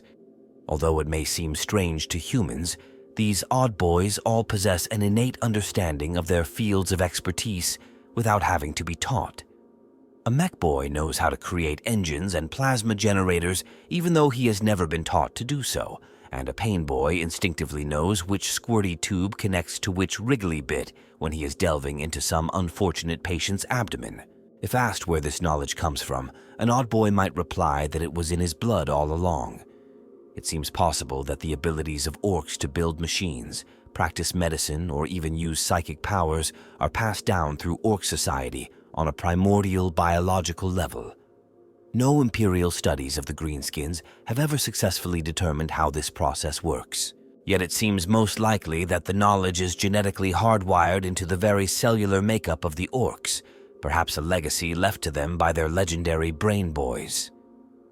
However he comes by his latent knowledge, as an orc matures, it will start to make itself apparent, leading him to assume the role in orc society for which he is best suited. Should he lack any genetic specialist knowledge, the orc will happily join the vast throng of boys at the heart of each tribe and content himself with a life of murder and mayhem. The following is a list of the most common Oddboyz found within orc society.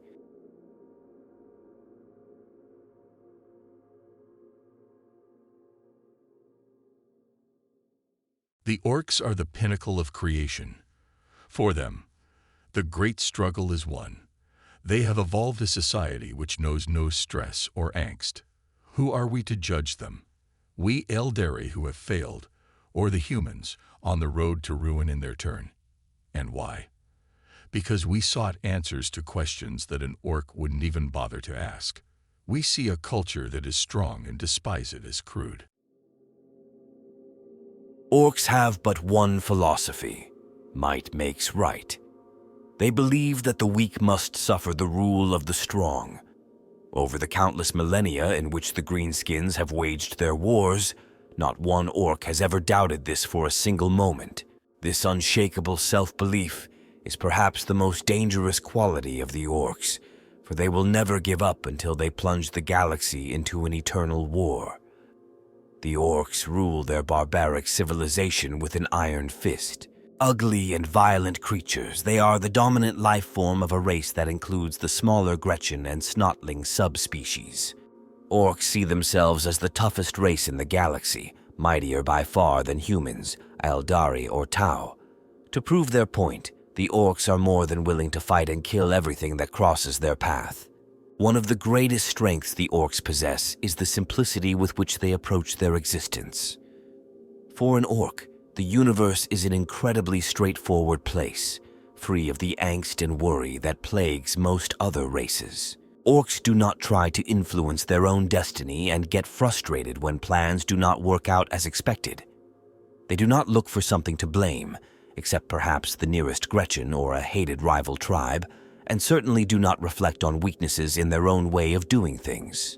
They just try again a different way, usually because they have forgotten how they did it the last time.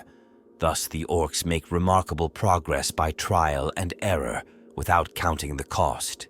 Meanwhile, other intelligent races steeped in high-flown philosophy fall into the same traps time and again, doomed to stagnate and decline, unless of course they are first conquered by the Orks. So long as the average Ork has someone to fight, someone bigger than him to tell him who to kill next, and someone smaller than him to beat up, he will know contentment. Orks don't tend to go hungry, as they can eat virtually anything, even grots, Snotlings, or one another at a pinch. Greenskins have no concept of cannibalism or the moral outrage that accompanies it, as it is only natural that the bigger Orks should live at the cost of those weaker than themselves. With war and killing as their only real motivators, most Orks have little interest in gathering material wealth or luxuries. The one exception to this is a desire to possess ever bigger and louder weapons and vehicles. An Ork will go to almost any lengths to get his hands on a louder shooter or faster war buggy. He will obsess over its acquisition until the exact moment he has it, at which point his eye will stray to something even bigger. Barbaric and savage, the greenskins spread across the galaxy like a viridian stain. They plague the battlefields of the late 41st millennium in great numbers, overrunning any who stand before them in a torrent of bloodshed and usually mindless violence. An Ork WAAAGH is war on an apocalyptic scale. Orks beyond counting swarm from one world to the next. Whole civilizations are exterminated and defenders' armies laid to waste as the Orks plow ever onward in an unstoppable tide. Orks need battle just as humans need food and drink. Due to their warlike nature, they constantly fight amongst themselves or launch piratical raids upon nearby enemies. Such conflicts tend to be small-scale or localized. They never really develop beyond random outbursts of violence and looting. However, Ork populations can reach a critical mass that leads to a full-scale planetary migration. This is known as a WAAAGH, a crusade of pure aggression that crashes through star systems in an orgy of violence. Ork behavior is dominated by the WAAAGH, a gestalt psychic field they generate that affects the Ork psyche, which allows Orks to instinctively recognize who is bigger, and therefore who is in charge, since might makes right in Ork society. All Orks generate this field, and it grows stronger as the Orks enjoy themselves, generally while fighting, and as more of them congregate together in one geographical area. The WAAAGH helps give momentum to the Orks' planetary assault campaigns, which are also known as WAAAGHs. The Orks like to call a lot of things WAAAGHs. Such a WAAAGH is a cross between a holy crusade and a pub crawl, with a bit of genocide thrown in for good measure. Thousands of Orks will gather together, drawn to the power of a single dominant Ork called a war boss or warlord if the WAAAGH is particularly massive, who is bigger and more intelligent than the Orks around him. Then the Orks will set off to find an enemy to fight and defeat. Ork WAAAGHs will sweep whole planetary systems away and destroy armies and fleets in tides of bloodlust and carnage. And only once the Orks have killed every available enemy will they start to fight amongst themselves again. The Imperium of Man's tech priests have theorized that this gestalt psychic field also has a telekinetic or quantum probabilistic effect, allowing the seemingly ramshackle and poorly designed Ork technology to work as the greenskins expect. It is believed that the reason this hypothesis came into existence is that the Imperium adopted the Adeptus Mechanicus's religious belief that aspects of a universal motive force inhabits all technology, and that these machine spirits serve mankind at the command of the machine god. If this is the case, without a machine spirit, Ork machines could not work, requiring some psychic cause to justify their often devastating effect. Furthermore, Mechanicus Genitor Lucas Anzion has noted that many Ork-built weapons will not function at all unless wielded by an Orkoid, possibly supporting this hypothesis. First and foremost amongst all of the Orkoid instincts is the literal need for an Ork to wage war. Orks need war just as a human or Aldari needs food and water, and over the long millennia of their existence, the Greenskins have become very, very good at it. Due to their inherently aggressive nature, Orks constantly fight amongst themselves to prove who is the strongest, sharpening their inborn warrior skills and weeding out the weak, though this process usually poses little threat to the larger galaxy. However, Ork populations can reach a form of critical mass that can unleash a full-scale interstellar migration of Greenskins. This violent migration and the planetary assaults that result from it is what Imperial savants refer to as a WAAAGH, a crusade of pure aggression that crashes through multiple star systems in an absolute orgy of fury and violence. A WAAAGH usually starts small, perhaps even as small as a single Ork, who is visited by the Orkoid deities Gork and Mork with dreams of great carnage. He will impart this vision to others of his kind through repeated blows to the head, or if he is of a more intellectual bent, he will build a great Ork war machine like a gargant that is the very image of his savage gods. Rumors of the coming WAAAGH will spread through the local Orkoid society, and the Orks begin to unite. New warbands join the growing throng with every passing day. An Ork war boss will fight his way to the top of the hierarchy of this growing greenskin horde and earn the status of a warlord, adding the armies of those tribes he conquers to his own horde. As news of his new position spreads, the trickle of Ork reinforcements will grow into a green flood. Ork mechs will begin to collaborate on more and more outlandish projects, building ever larger war machines and weapons for the WAAAGH. Smoke-belching mobile fortresses and titanic war engines are cobbled together out of nothing more than heaps of scrap metal and the always heavy-handed enthusiasm of the Greenskins, another side effect of the growing gestalt psychic energy of a WAAAGH. With each victory, the new war boss's legend grows, and more followers flock to his blood-soaked banner. As he fights to retain command of his ever-growing horde against a constant stream of challengers, he will subsume the armies of those he conquers into his own tribe, and as news of his prowess spreads ever further, the trickle of reinforcements becomes a green flood. Drawn in by the war boss's reputation, Ork mechs will start to collaborate on more and more outlandish projects as the WAAAGH grows, building even larger war machines and guns. Smoke-belching mobile fortresses and titanic engines of battle are cobbled together out of nothing more than scrap metal and heavy-handed enthusiasm.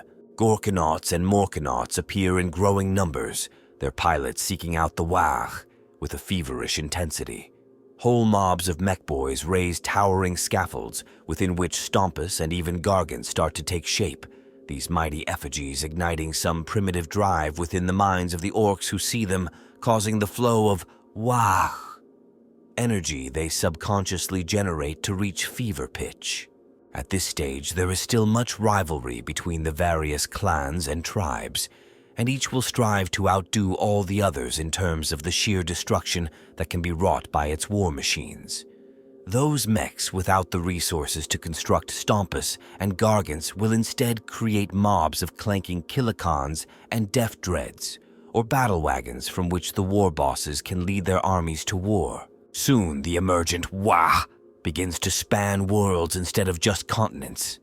Entire native populations are forced into slavery, merely to manufacture ammunition for the Horde's guns.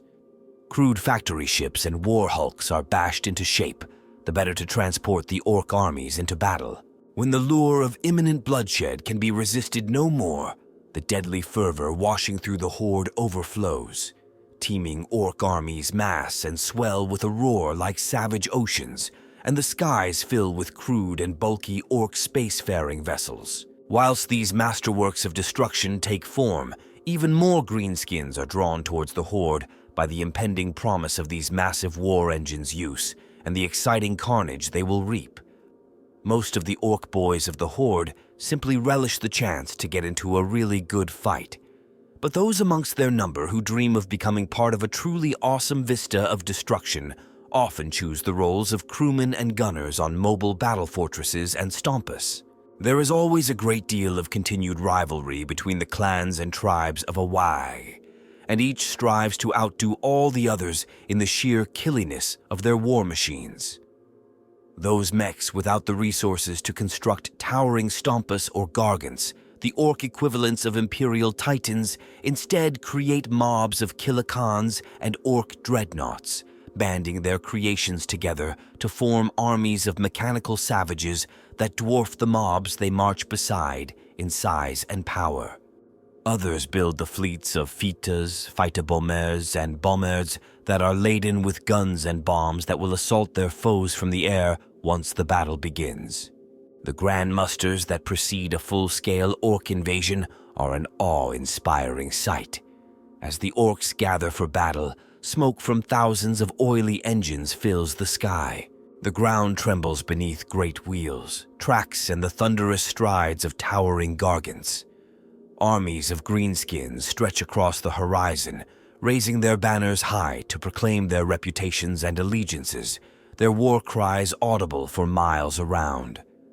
Looming Gorkanauts and Morkanauts, bizarre artillery pieces and force field generators chug, clank, and buzz amidst the green throng. Armadas of rusty vehicles raise roiling thunderheads of dust into the atmosphere, whilst dakajets roar overhead, leaving contrails of filthy smoke. Speed freaks rev their engines, and the boys fire their guns into the air as a carpet of Gretchin spreads out in front of the army. Eventually, the battlefield is barely visible beneath the endless sea of green, each Ork warrior certain that the ground will soon be stained red.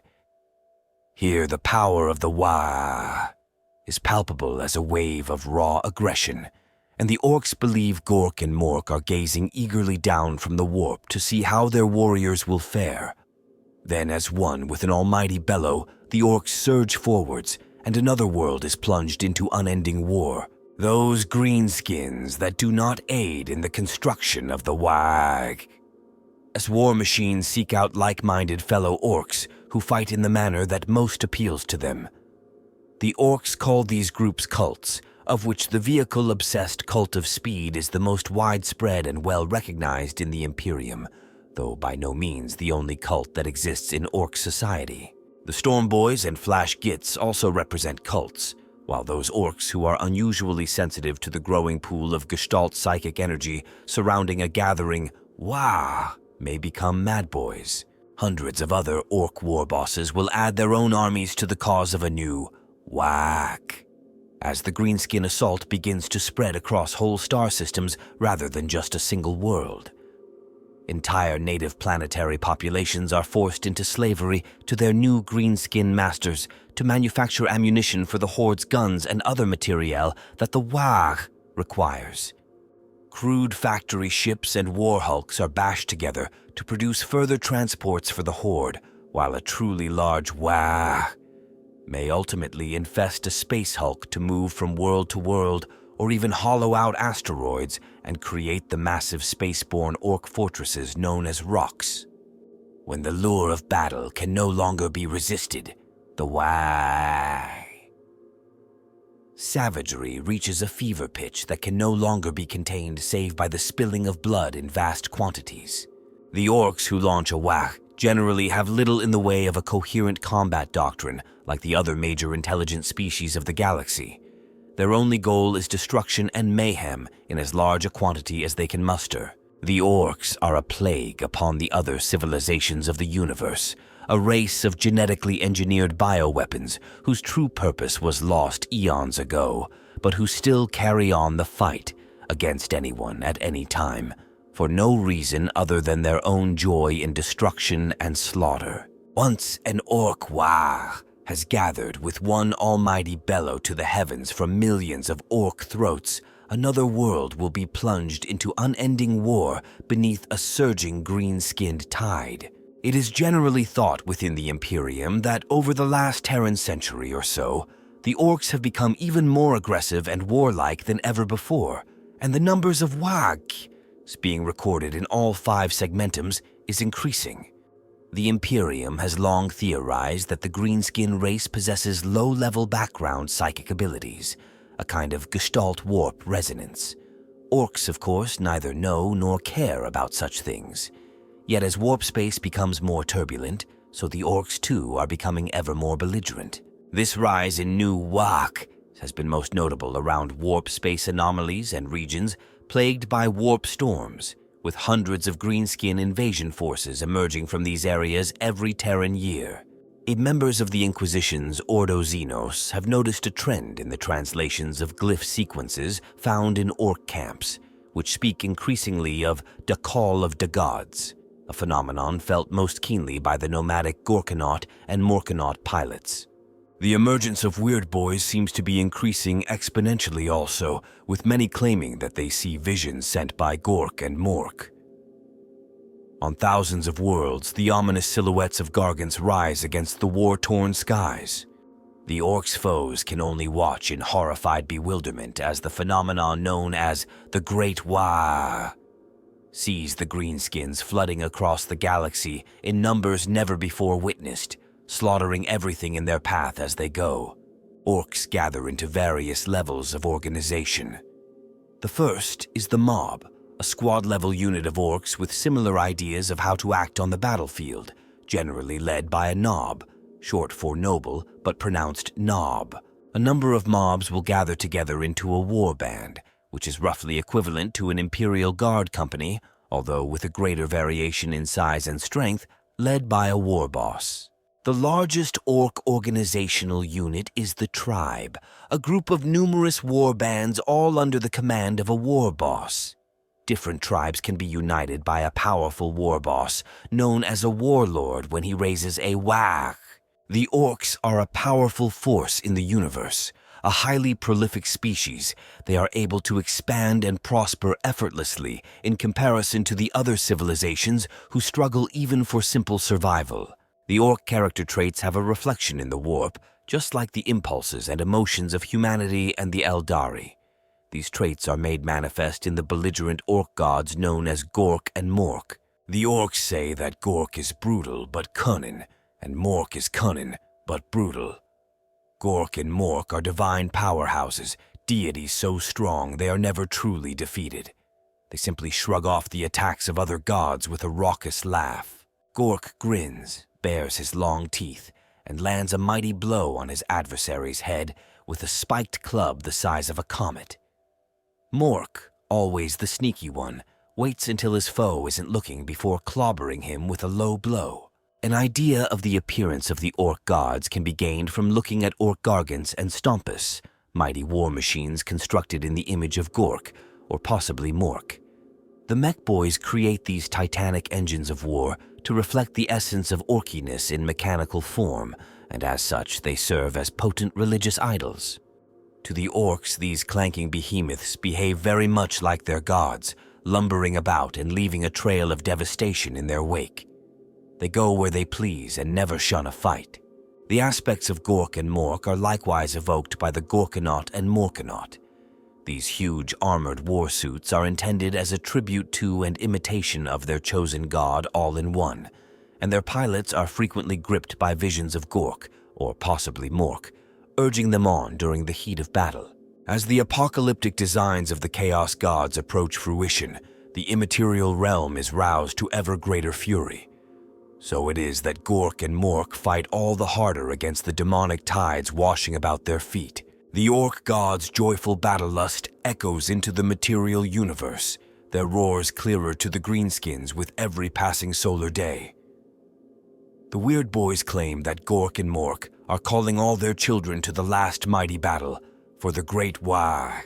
The everlasting war is upon them. The priesthood of these gods has no representation, although the infamous Goffs warlord Gazgkul Malgaruk Thraka claims to be receiving visions from both. Also, there has been some mention of Yellers, the Ork version of a priest, although they are not seen in-game. In earlier versions of Warhammer 40,000, a third god, Bork, appeared, but has since been dropped from the lore. Orks generally tend to distinguish between Gork and Mork as one being mean and the other being cunning. Some religious divisions lie in determining who is meaner, another factor preventing Orks from being united. It is doubtful if the distinction between Gork and Mork means anything in Ork Kultur, as long as it allows them to bash something. Perhaps Gork and Mork are actually truly only one god with two guises, the twin halves of the Ork psyche. Orks use their teeth, or rather their teeth, as a form of greenskin currency. This is quite a natural solution to inflation and income support, as orks go through teeth in a similar manner to Terran sharks, replacing them quite frequently, and ork teeth do degrade over time, so it is impossible to hoard them. This keeps prices constant, ensures all orks have at least some access to money, and allows constant values to be placed on commodities. A tooth will buy a good squig pie and a tankard of fungus beer, while a bag of teeth will buy a cheap war buggy.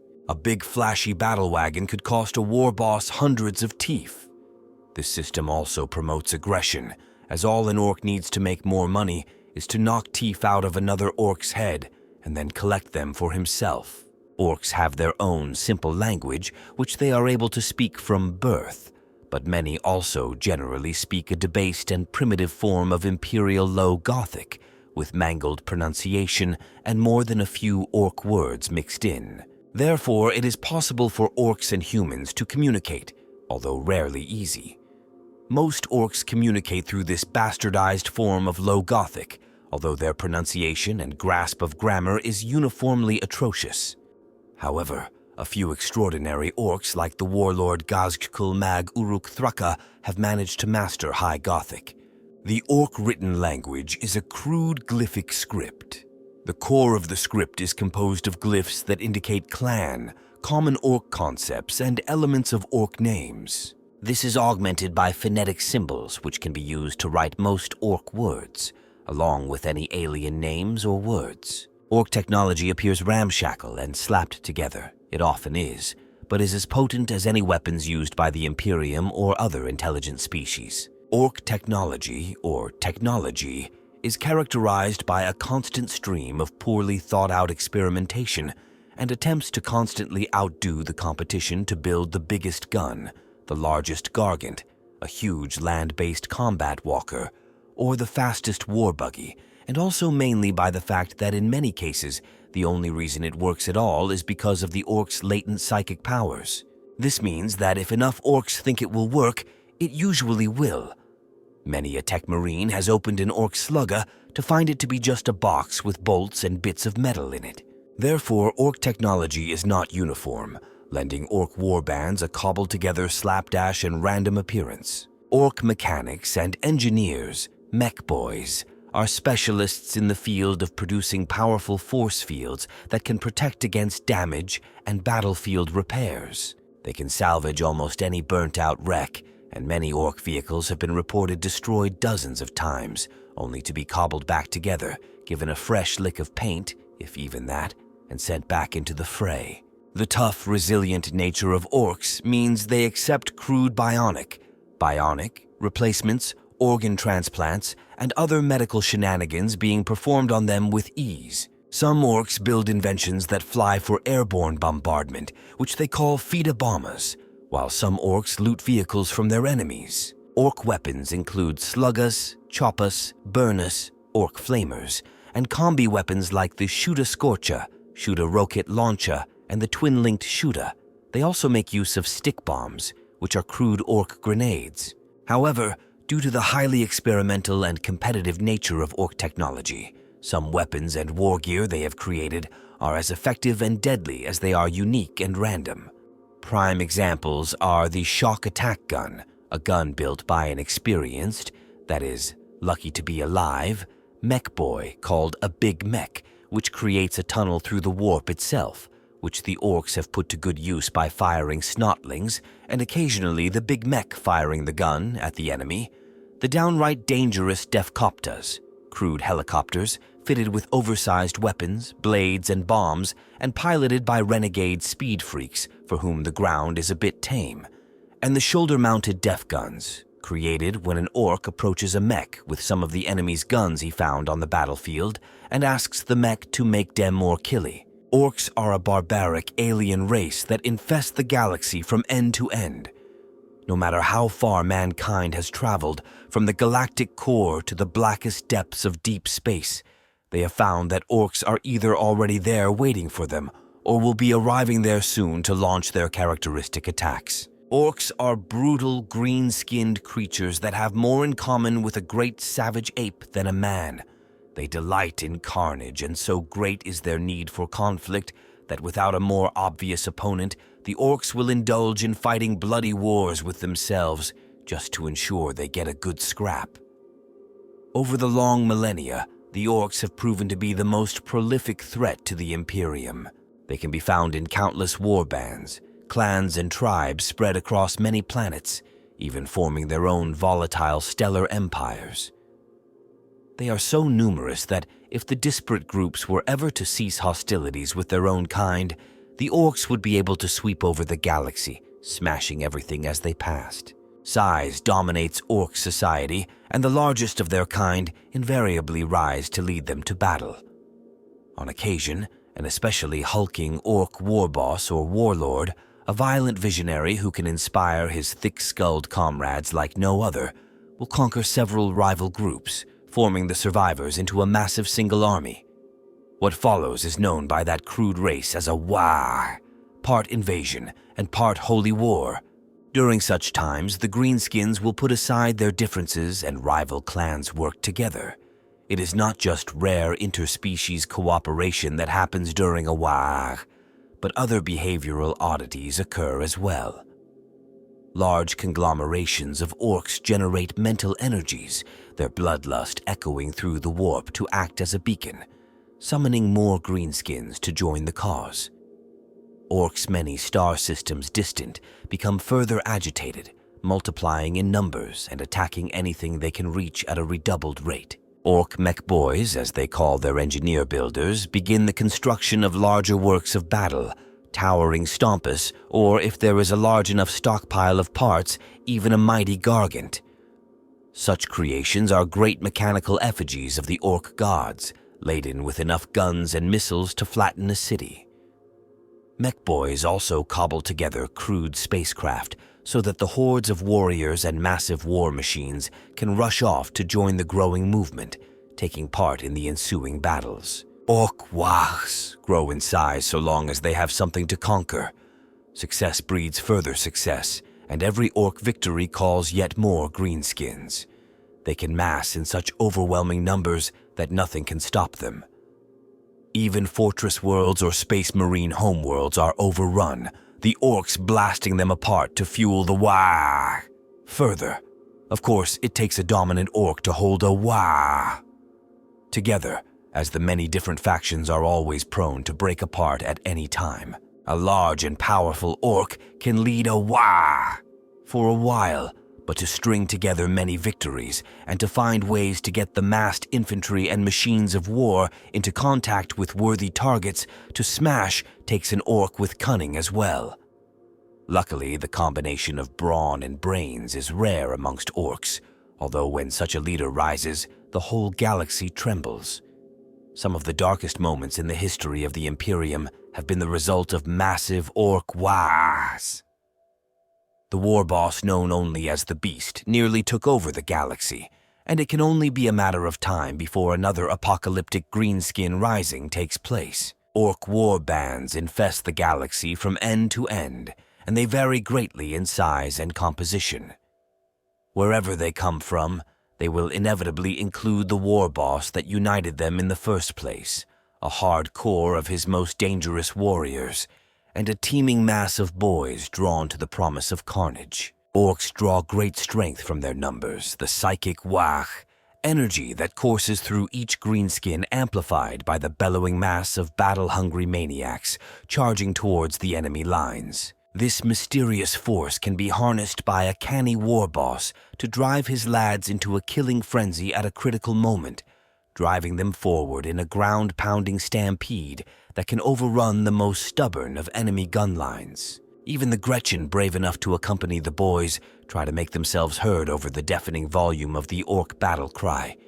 They give it their best shot, biting and scrabbling at the enemy's weak spots in their eagerness for the kill. Needless to say, the true danger comes from the charging orcs themselves, a thunderous mass of muscle, metal, and bad attitude that slams headlong into the foe before breaking apart to hack and slay with joyous abandon. Orks utilize a wide variety of star-faring vessels to cross the immense interstellar distances of the void. Most Ork voidcraft sport some kind of totem or decoration at the bow to give it the appearance of a massive orc head. A kill cruiser, a common ramshackle orc void ship, possesses this type of prow. These vessels can be massive and are classified as battle cruisers when they have reached a size in excess of 30 megatons or more. Other orc vessels found alongside the cruisers include gunships and other escorts. The orcs utilize a small boarding ship known as a brute ram ship to breach the hulls of their enemies, though most orcs are happy to ram any type of ship into their foes. Orcs also use asteroids as warships, hollowing them out and adding engines and weaponry so that they are capable of warp travel. These rocks make for extremely durable voidcraft and can easily be created in each new star system the greenskins attack to replace any losses they suffer. Another method of travel favored by the orc race is via space hulks. These titanic amalgamations of numerous starships, asteroids, and other spaceborne debris become mobile colonies for orc raiders. When a space hulk is found by a clan of orcs, they quickly board the vessel and begin scavenging all they can from the immense ramshackle vessel to fuel their war efforts. Mech boys begin fabricating weapons, armor, and vehicles almost immediately as metals and other valuable assets are salvaged and stockpiled in areas of the hulk. Often completely new void ships can even be assembled inside the huge holds or caverns to be found within massive space hulks. A space hulk usually has no means of propulsion of its own. It simply travels on the flows and eddies of the warp on a journey across the void. Industrious mechs and weird boys can sometimes assist in moving a space hulk into a warp rift or other passage, but this is by no means an exact form of travel. This suits the orcs just fine, as it appeals to their sense of adventure and conquest. They feel that a space hulk is a gift from their gods Gork and Mork, taking them to new and exciting battles. A space hulk is often accompanied by fleets of cruisers and other greenskin escort vessels as it moves through the void to its next destination. When an imperial world detects the imminent arrival of a space hulk, it often sends waves of panic throughout the sector. There are many well-known legends and rumors of the destruction such a vessel can bring, and many are based in horrific fact.